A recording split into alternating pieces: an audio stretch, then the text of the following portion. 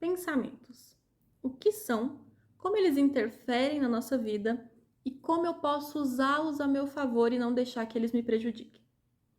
Primeira coisa que a gente precisa entender sobre pensamentos é que eles são só pensamentos.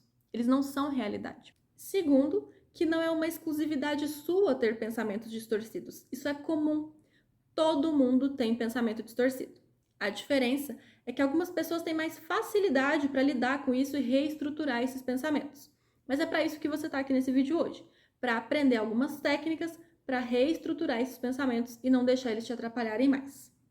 Olá, meu nome é Hannah Cristina e seja muito bem-vinda a mais um vídeo aqui no canal. As pessoas costumam acreditar muito em tudo que elas pensam. E isso é a coisa mais importante que a gente precisa entender nesse vídeo hoje.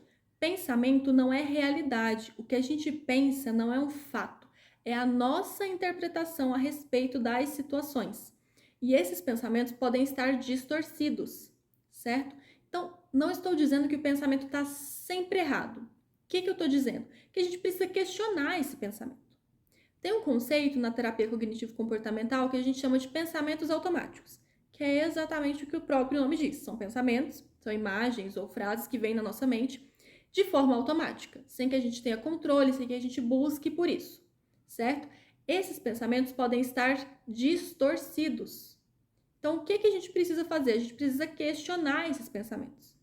A gente precisa confrontá-los, a gente precisa avaliar se isso parece ou não real, se isso tem ou não evidência de que condiz com a realidade e se isso for um pensamento distorcido, a gente tentar reestruturar, modificar, transformando em um pensamento mais funcional.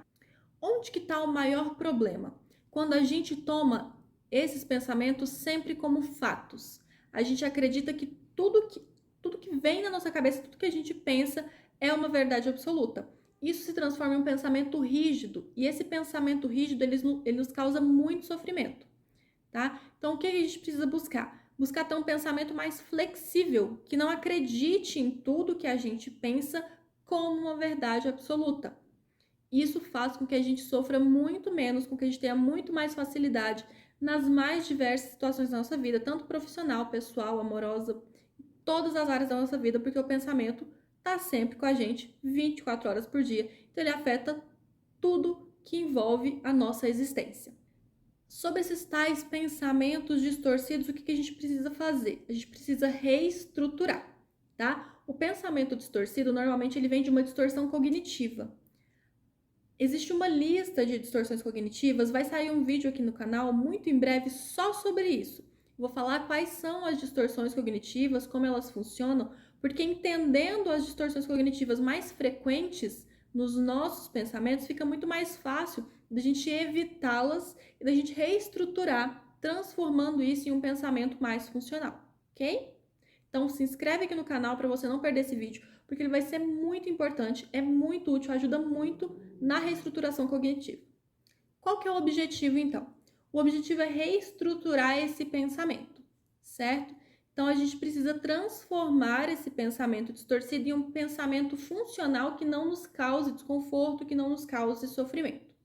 Como que a gente pode fazer então para melhorar isso? A primeira coisa é transformando essa frase em um mantra.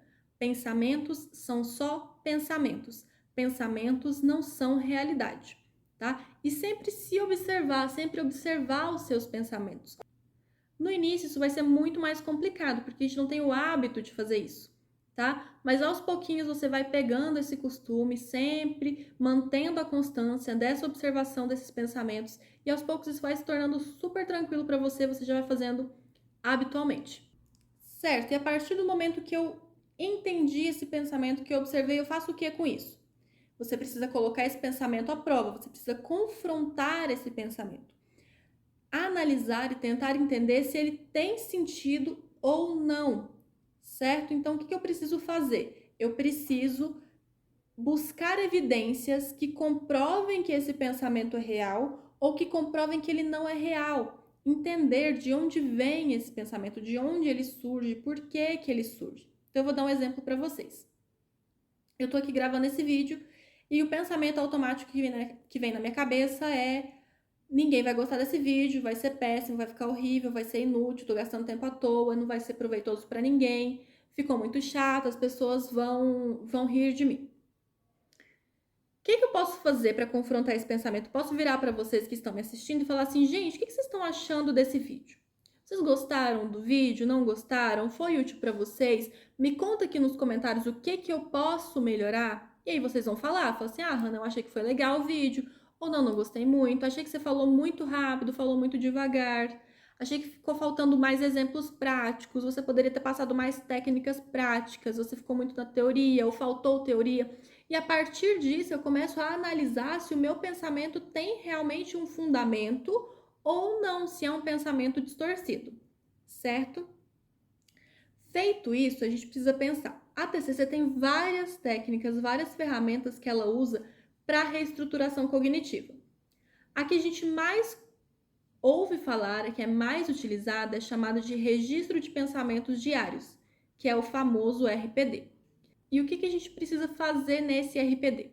Primeiramente, a gente precisa avaliar os nossos pensamentos.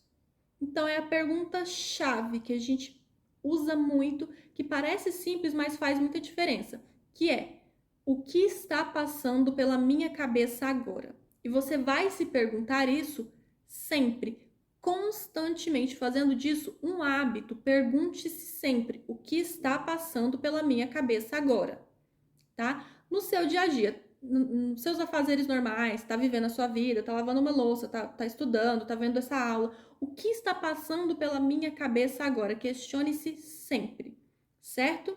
Essa pergunta é muito importante e ela tem que ser um hábito para você. E assim, como eu já disse, à medida que a gente vai fazendo, isso vai se tornando natural para nós. Então vai sendo muito mais fácil, muito mais rápido, a gente vai tendo muito mais facilidade. Agora, a gente vai criar o RPD para valer, certo? Então a gente vai pegar uma folha de papel, vai dividir essa folha em 5 colunas e vai escrever nas colunas. Na primeira coluna a gente vai escrever a palavra situação. Na segunda coluna nós vamos escrever pensamento automático. Na terceira coluna nós vamos escrever emoção. Na quarta coluna, comportamento. Na quinta coluna, pensamento alternativo. E aí, a gente vai preencher essas colunas, certo? Ficou assim? Acho que vai ficar virado para vocês, não vai dar para ver direito, mas é mais ou menos isso.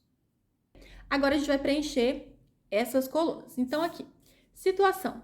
Você vai colocar uma situação que você viveu, que te trouxe algum tipo de incômodo, que te trouxe algum tipo de desconforto, tá? Então, eu vou usar um exemplo, apresentar um trabalho. Vamos supor que a sua situação seja apresentar um trabalho. Então, apresentar trabalho. No pensamento automático, a gente vai colocar a resposta daquela perguntinha que a gente se fez. O que está passando pela minha cabeça agora? O que você pensou quando você foi apresentar esse seminário? Ou esse trabalho, enfim, o que quer que seja. O que passou pela sua cabeça?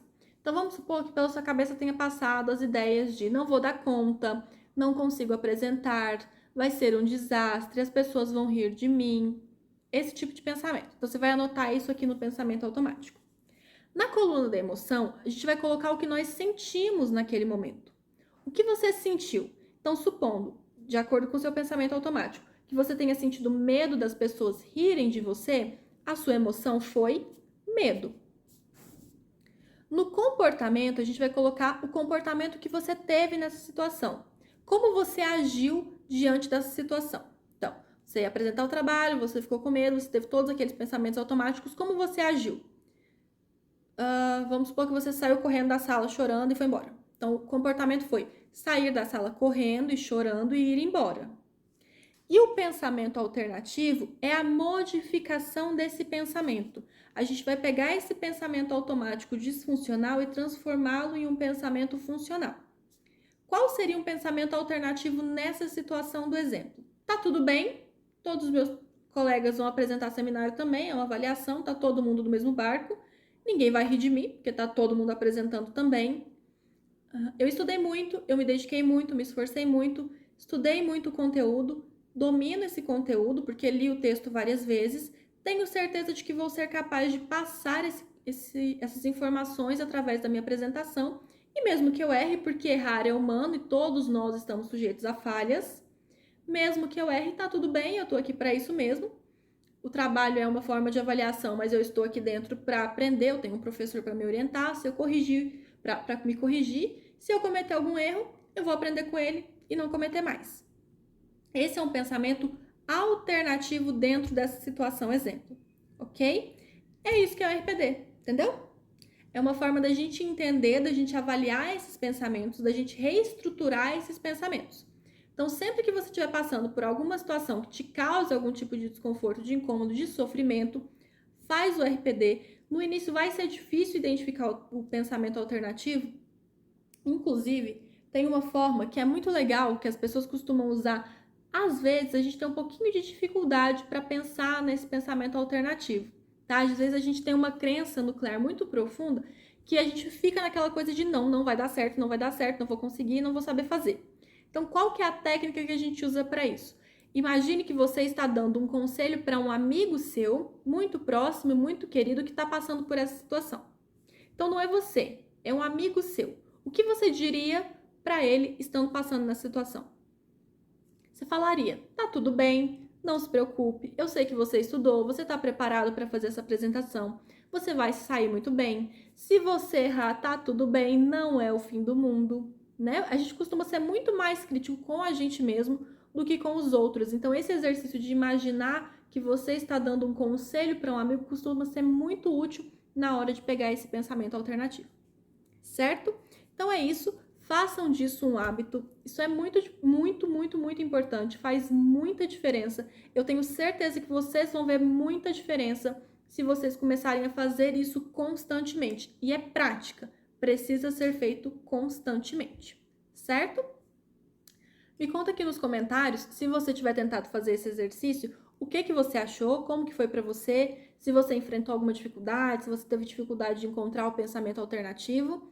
E se você tiver alguma dúvida também sobre pensamento, sobre RPD, reestruturação cognitiva, deixa aqui nos comentários, que eu gosto muito de conversar sobre esse assunto, vai ser ótimo conversar um pouquinho sobre isso com vocês.